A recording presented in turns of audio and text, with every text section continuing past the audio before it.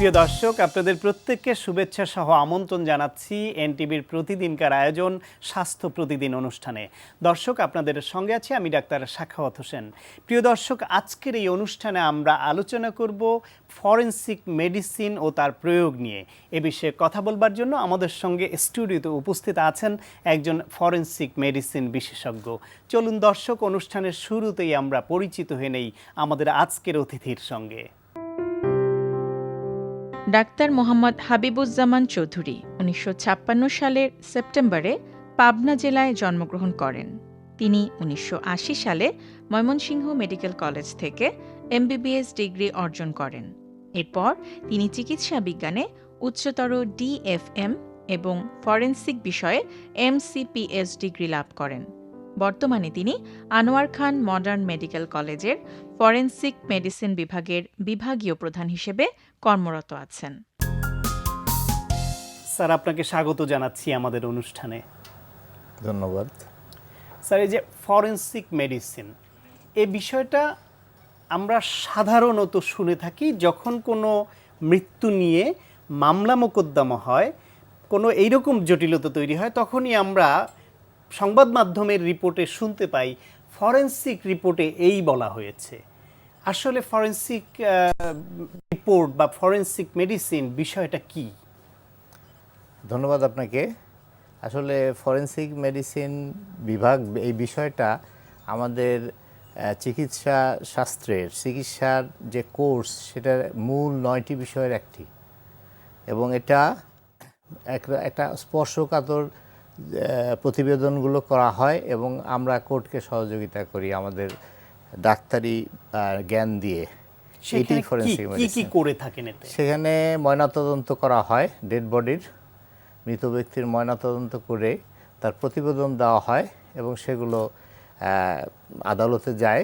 সেখানে ডাক্তারদেরকে ডেকে তার সাক্ষ্য গ্রহণ করে এবং বিজ্ঞ আদালত সেই সাক্ষ্য গ্রহণ করার পরে এটা ট্রায়াল বলা হয় কোর্টে, হ্যাঁ, এবং এটা দণ্ডবিধির আওতায় তারা ট্রায়াল দেয় এবং সেই অনুসারে তাদেরকে শাস্তি প্রদান করা হয় আসামিদেরকে।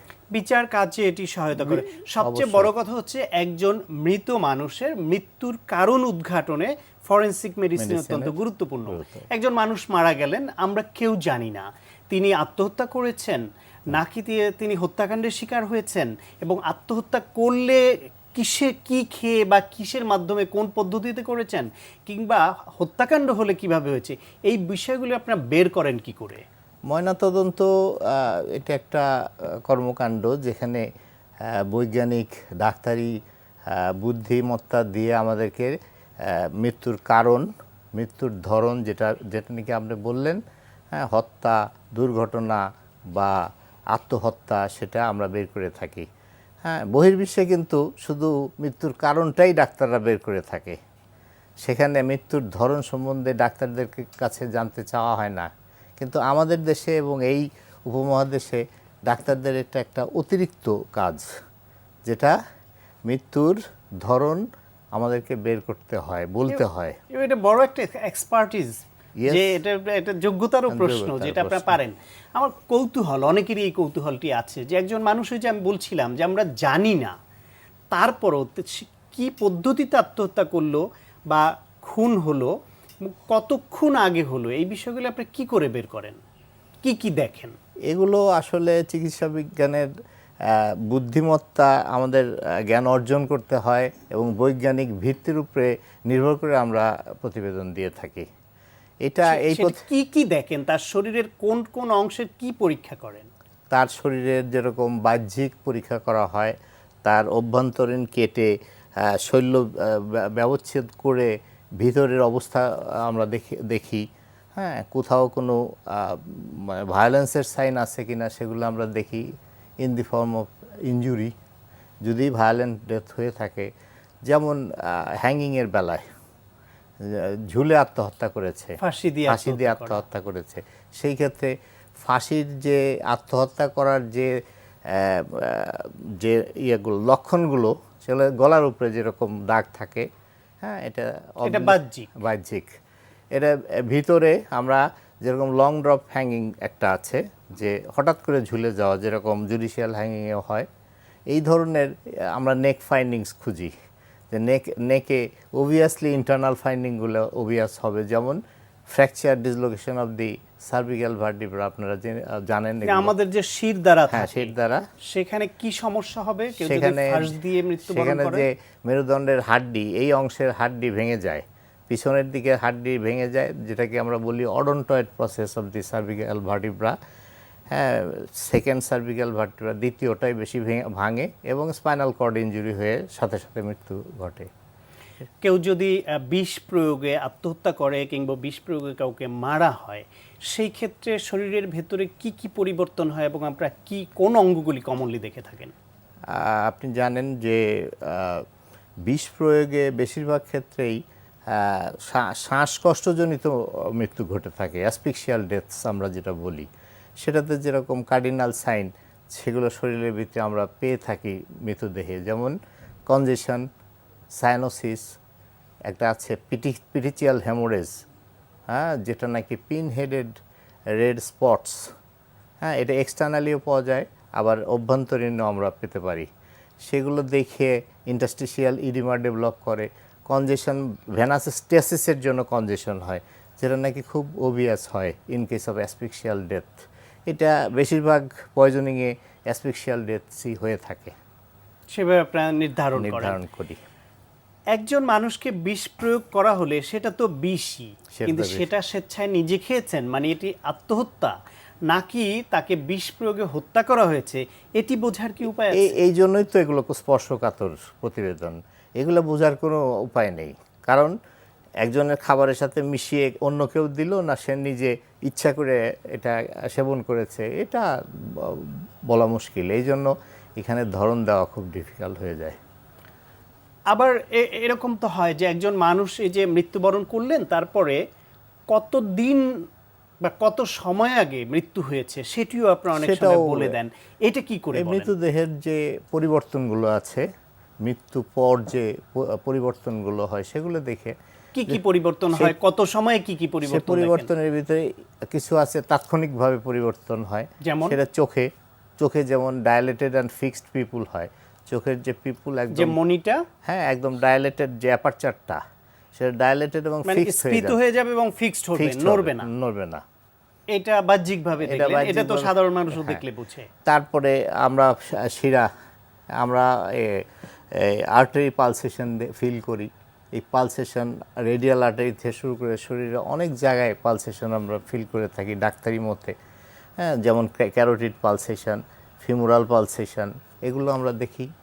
এতে কোনো রাতে পালসেশন পাবো না, স্টপ হয়ে যাবে, তার মানে তিনি মৃত্যুবরণ করেছেন।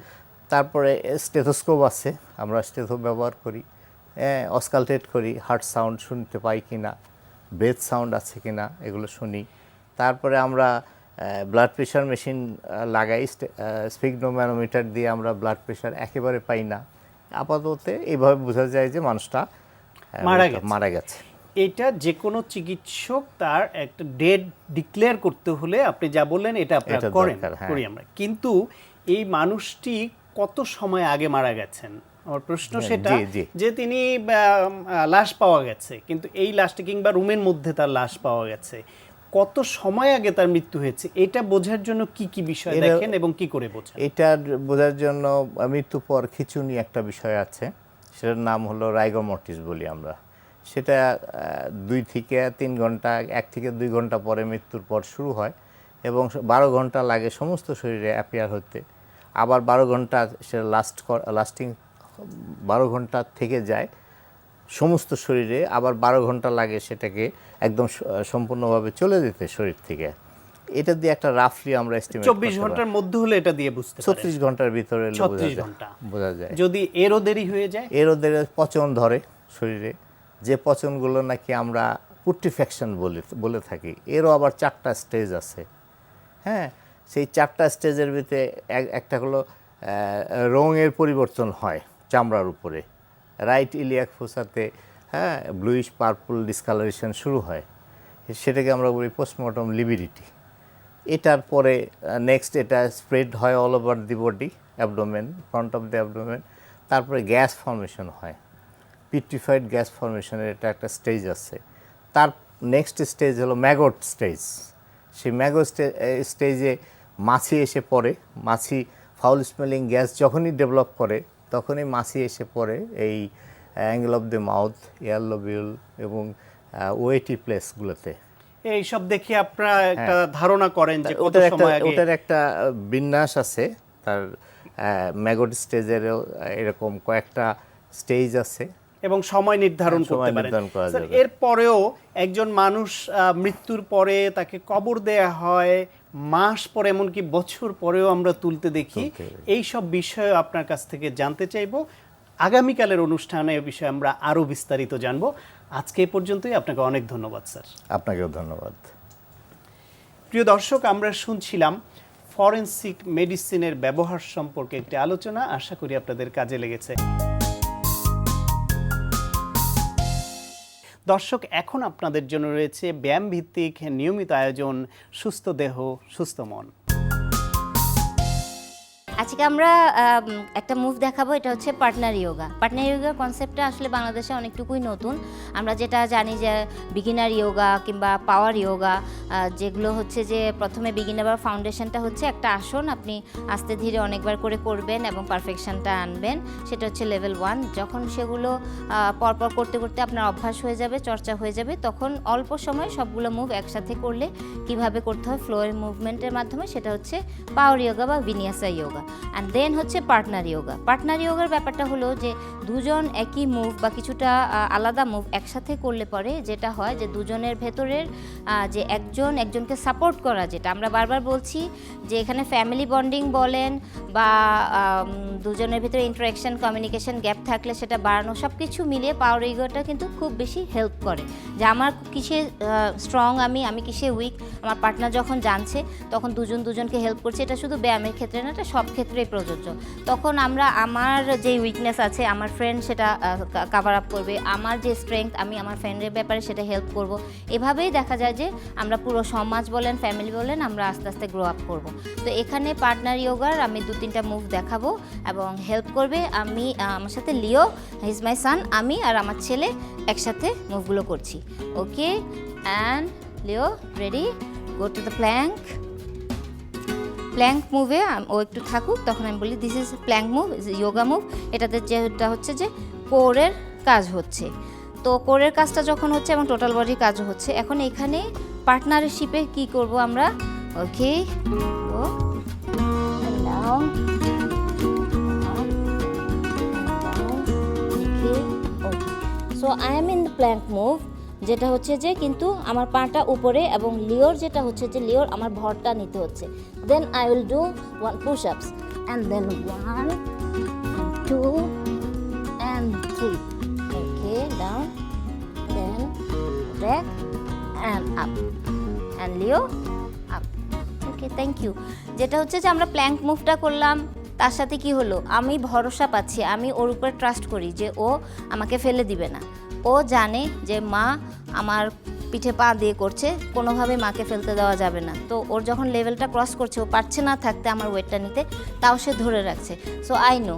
এবং এরপর যখন আমরা পুশ আপটা করছি, পুশ আপটা কী হচ্ছে যে তখন আরও একটু প্রেশারটা দিলাম যে হ্যাঁ ও তোমাকে কষ্ট দিচ্ছি শুধু না, আমি নিজেও কষ্ট করছি।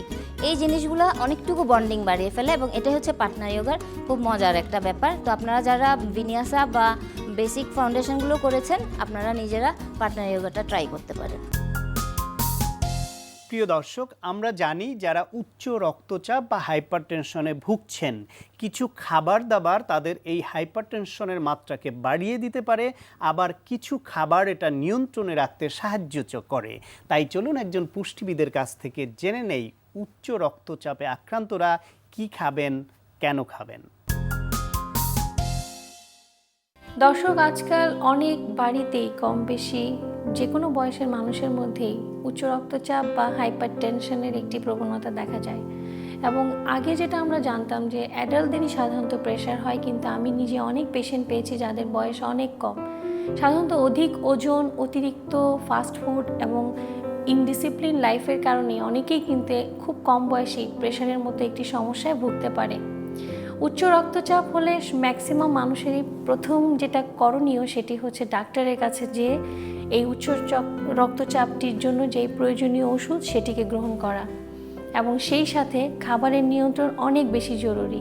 কেননা উচ্চ রক্তচাপ মানেই হচ্ছে এটা থেকে পরবর্তীতে কিডনি এবং হৃদরোগের মতো অর্থাৎ হার্ট ডিজিজের মতো অনেক মারাত্মক রোগও কিন্তু হতে পারে। সেই জন্য অবশ্যই প্রত্যেক হাইপারটেনসিভ পেশেন্টকে উচিত তার রক্তের চাপ নিয়ন্ত্রণে রাখা। সেই ক্ষেত্রে খাবারে বেশ কিছু রেস্ট্রিকশন মেনে চললে অনায়াসেই খুব ভালো মতো কিন্তু সে জীবনযাপন মেনটেন করতে পারে। প্রথমত খাবারের লবণের দিকটা বিশেষভাবে বিবেচনা করতে হবে। এই ক্ষেত্রে টেবিল সল্ট বা এক্সট্রা লবণ, যেটাকে আমরা একেবারেই অ্যাভয়েড করতে বলি, এবং সেই সাথে বিট লবণ এবং অন্যান্য মুখরোচক যেগুলোর টেস্ট মেকার বা সল্ট রয়েছে সেগুলোকে অবশ্যই অ্যাভয়েড করতে হবে। রান্নার ক্ষেত্রে খুব বেশি খেয়াল রাখতে হবে যেন কোনো সয়া সস বা কমার্শিয়াল সসের ব্যবহার করা না হয়। কেননা প্রেশার মানেই মনে করে অনেকেই লবণ, গরুর মাংস আর শুধু ডিমের কুসুম। বিষয়টি তা নয়, লবণের পাশাপাশি এরকম আরও অনেক খাদ্য উপাদান আছে যেগুলো সতর্কতার সাথে প্রেশারের রোগীদেরকে গ্রহণ করা উচিত। উচ্চ রক্তচাপে যারা থাকে তারা অনেক সময় প্রেশার হাই হয়ে গেলে আচারের আশ্রয় নেয়, অর্থাৎ মনে করে টক খেলে আমার প্রেশার কমবে, বাট এটা অনেক ভুল ধারণা। কেননা আচার মানেই হচ্ছে আচারে অনেক তেল থাকে এবং অনেক সল্টের ব্যবহার করা হয়। সুতরাং অবশ্যই আপনার প্রেশার কমাতে আপনি কখনই আচারকে বেছে নেবেন না। সেই সাথে ফাস্ট ফুড এবং অন্যান্য ফ্যাটি ফুডস যেমন ডিমের কুসুম, গরুর মাংস, খাসির মাংস, স্পেশালি ভাজা পোড়া খাবারগুলো অবশ্যই আপনাকে অ্যাভয়েড করতে হবে। আপনি সারাদিনের খাবারে পটাশিয়ামযুক্ত খাবারের মাত্রাকে যদি একটু বেশি করে গ্রহণ করতে পারেন সেক্ষেত্রে কিন্তু অবশ্যই আপনি আপনার প্রেশারকে নিয়ন্ত্রণে রাখতে পারবেন। সাধারণত ডাবের পানি, কলা, সবজি, সালাদ বেশি করে খেলে আপনার এই উচ্চ রক্তচাপ খুব সুন্দরভাবে মেনটেন হবে। আরেকটি বিষয়ে উচ্চ রক্তচাপের ক্ষেত্রে অবশ্যই খেয়াল রাখবেন আপনার ওজন, তা যেন অবশ্যই কমিয়ে আপনি কাম্য ওজনে রাখতে পারেন, অর্থাৎ আইডিয়াল ওয়েট মেনটেন করতে পারলে উচ্চ রক্তচাপের প্রবলেম এবং এইটার জনিত অন্য কোনো ডিজিজ থেকে নিজেকে খুব সহসাই বাঁচিয়ে রাখা সম্ভব। নিয়মিত হাঁটার পাশাপাশি খাদ্যাভ্যাসকে একটু পরিবর্তন করলেই এই উচ্চচাপের ঝুঁকি থেকে আপনি এবং আপনার নেক্সট জেনারেশন প্রত্যেকটি মানুষকেই কিন্তু পারবেন সেভ করতে।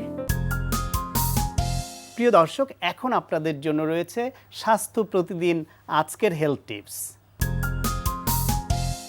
পেশাগত কাজকর্মে আপনাকে তেমন শারীরিক পরিশ্রম করতে নাও হতে পারে, তাই রোজ খালি হাতে কিছুটা ব্যায়াম করুন অথবা 1 ঘন্টা জোরে হাঁটুন। তাছাড়া বাগানে কাজ করা, জগিং, সাঁতার কাটা এসবও করতে পারেন।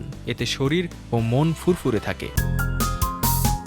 প্রিয় দর্শক, স্বাস্থ্য প্রতিদিন সম্পর্কে আপনাদের যে কোনো মতামত বা পরামর্শ থাকলে অবশ্যই লিখে জানাবেন এই ঠিকানায়। প্রযোজক স্বাস্থ্য প্রতিদিন, এনটিভি, বিএসসি ভবন, 7 তলা, 102 কাজী নজরুল ইসলাম এভিনিউ, কারণ বাজার, ঢাকা 1215। ফ্যাক্স 914338 থেকে 7 পর্যন্ত, অথবা ইমেল করুন স্বাস্থ্যপ্রতিদিন@ntvpd.com এই ঠিকানায়। প্রিয় দর্শক, আপনার প্রিয় স্বাস্থ্য প্রতিদিনের আগামী পর্বে যা রয়েছে, ফরেনসিক মেডিসিন শিক্ষা ব্যবস্থা এমন একটা বিষয় যেটা দিয়ে আমরা চিকিৎসা বিজ্ঞানের জ্ঞান দিয়ে আমরা কোর্টকে সহযোগিতা করি। শুধু কোর্টকেই নয়, আমরা সমাজে বিভিন্ন জায়গায় আমরা বিভিন্ন সমস্যার সমাধানও করে থাকি ফরেনসিক মেডিসিনের জ্ঞান দিয়ে।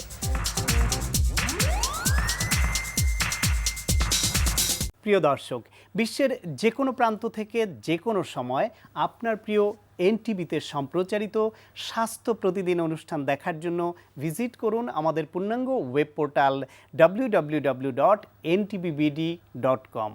দর্শক, আজ এ পর্যন্তই। সবাই ভালো থাকুন, সুস্থ থাকুন এবং অবশ্যই নিরাপদে থাকুন। দেখা হবে আগামীকাল ঠিক একই সময়ে নতুন কোনো অতিথি নিয়ে আপনার প্রিয় এনটিভির পর্দায়।